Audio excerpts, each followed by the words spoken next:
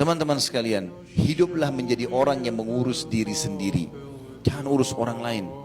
Dosa itu ada dua. Ada dosa berhubungan dengan Allah subhanahu wa ta'ala.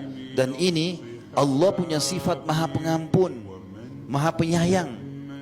Kata Nabi SAW, buku-buku dosa akan dimaafkan oleh Allah kecuali satu buku, yaitu hubungan seseorang dengan orang lain. Kalau sama Allah kita nggak sholat 20 tahun, taubat di tahun 21, Allah terima, selesai, maafkan. Kalau itu disuruh qadha, orang tidak keluarin zakat, lalu kemudian dia taubat, dia keluarin zakatnya. Orang yang punya utang Ramadan dia bayar. Tapi kalau sama manusia nggak bisa. Kata Nabi SAW, buku pelanggaran berhubungan dengan makhluk Allah tidak akan selesaikan sampai pemiliknya mengambil haknya. Kalau berhubungan dengan manusia ada 3 dosa.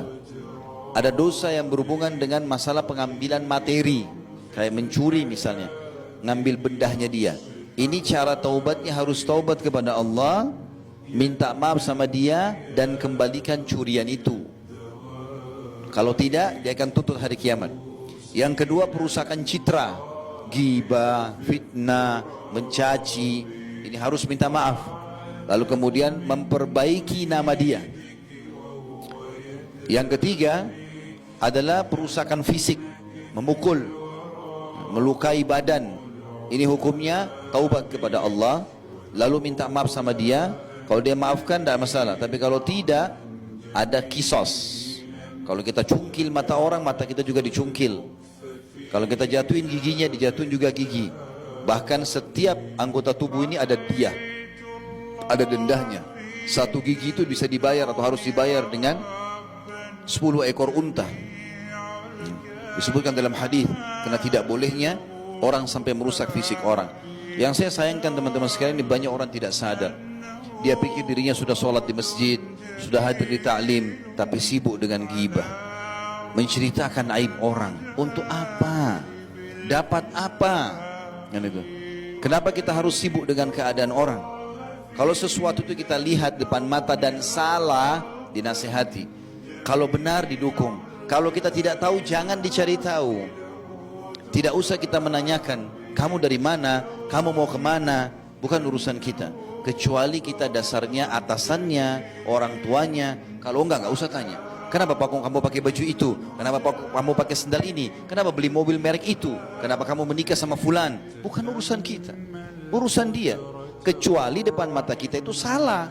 Dalam agama baru kita nasihatin. Berapa banyak orang yang sibuk dengan keadaan ini? Ghibah itu teman-teman adalah sesuatu aib yang ada pada orang. Bahkan di Indonesia ini dijadikan sebagai berita, hot news. Ya, nggak seru TV kalau nggak ada gosipnya, ceritain aib orang. Ada yang lebih bodoh lagi, orang-orang tidak mengerti apa-apa, dia dengarin, dia sebarkan juga. Padahal ingat, cara taubatnya harus minta maaf. Bisa nggak antum ketemu sama orang itu? Ketemu saja belum tentu dia maafkan, gitu kan? Belum tentu dia maafkan.